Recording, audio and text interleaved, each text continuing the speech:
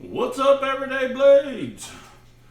Today we're going to look at a brand new knife that just came out, the Para 3. I'm just kidding. This knife has been out for a minute. I believe I reviewed this a long time ago, but it was different than this. This is like a different version. The scales look different. The one I reviewed was also the lightweight, but it just didn't look like this one.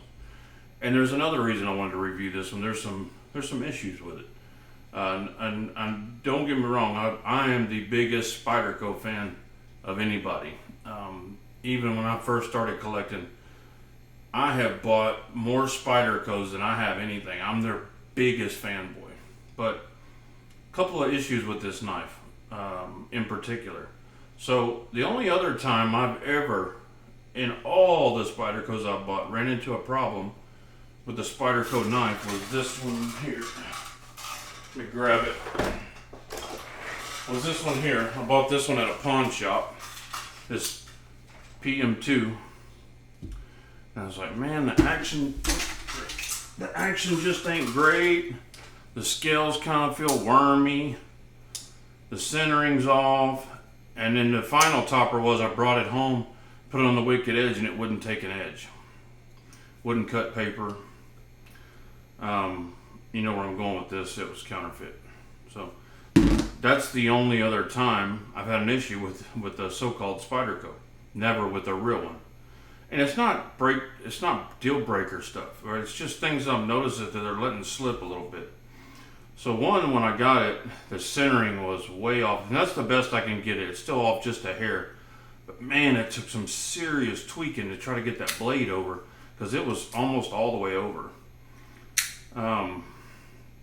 Number two, the way the clip sits inside of that screw where it is, I mean, if you just unscrew that screw a little bit, this clip pops right out. It seems to me like eventually over time, it's just going to rip out of there. Just doesn't seem very well built. The action is great.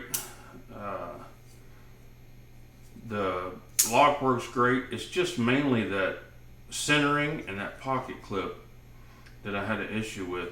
I like the Paramilitary 2 better than the Para 3 because this one seems like it's got a full-size handle on it with a little stubby blade, and you know, for about the same price, I don't know why you'd give up that amount of blade, but maybe this is for some people who have laws and can't carry a knife that long. Maybe that would meet that purpose, but this one just feels cheaper.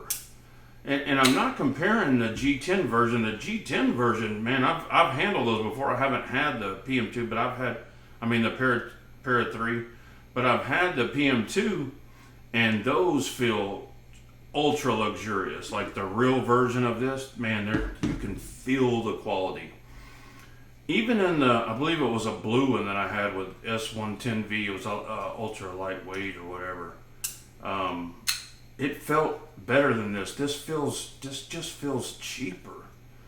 I don't know. I don't know what they're doing different. This one is made in Golden, Colorado, which is kind of upsetting. I know some of their best stuff comes out of a Tai Chung factory in Taiwan. I am a huge fanboy for all those knives. Those guys build sick knives. I just think we ought to be keeping up, and this one is just a little bit of a letdown. Another thing, you got 3 screws here, right? All 3 of them are different sizes, different size bits. What kind of sense does that make? That doesn't make any sense. Now, I don't want to sit here and trash it, but you know, I'm a huge fan, so I feel like I have the right to say something about it. You know, the right for them to do a little bit better. You know, this knife was $120, and that, you know, it's their cheaper version. But don't give me cheaper quality. You already gave me cheaper materials. Don't give me cheaper quality. It just feels, I don't know if any of you have had this issue, if you've purchased one of these. I almost got the G10 version. I've never had any issues with the G10 version. The other one I had, it felt a little bit cheaper, but not quite like this. This is a CTS BD1N. And I honestly wish I had bought the G10 version now and spent the extra $20, $30 and gotten the S45VN. I bought this for a size comparison for the channel because I have this problem that I buy all these size comparison knives and I give them all away. You know, a family member or friend comes over who's, you know, not really into knives, but they think it's cool and they, you know, they just want a good knife. And you know, the Benchmades or Spydercos are the perfect thing for a person to start off with. Or for a permanent knife forever, that'll last forever. It just don't feel like a knife that'll last forever. It just feels kind of dinky. Just a shiny finish on there. Oh. I think it's time to step up the game, Spyderco. You need to get back on track. This one's got a couple issues, and I'm sure it'll still last forever. The action is still good. I did manage to get the centering almost to the center, but you know, there's a lot of guys out there don't know how to do that.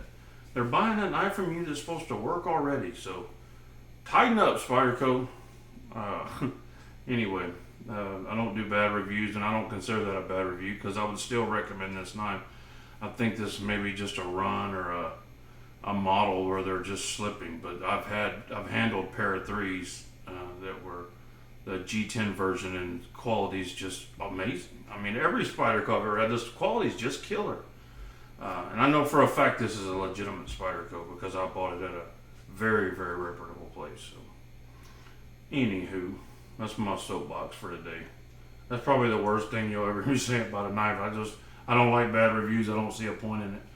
Unless there's some huge hype campaign going on, hyping up a knife and running the price up, I might say something. But Spydercos are worth the money all day long. Even their $500, $600 Tai Chung knives worth every penny to me.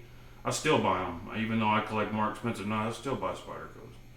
It was for the channel for a size comparison, but I could have bought any knife for that. I love Spydercos. So, anywho, guys, Spyderco Para 3 and CTS BD1 Ultra, that's the ultra light, I believe, what do they call it? It's not written on here. It's the C223 PBK. I believe it's the lightweight, I believe is what they call it. So, God bless you and your families. Say a prayer for our country. Good night.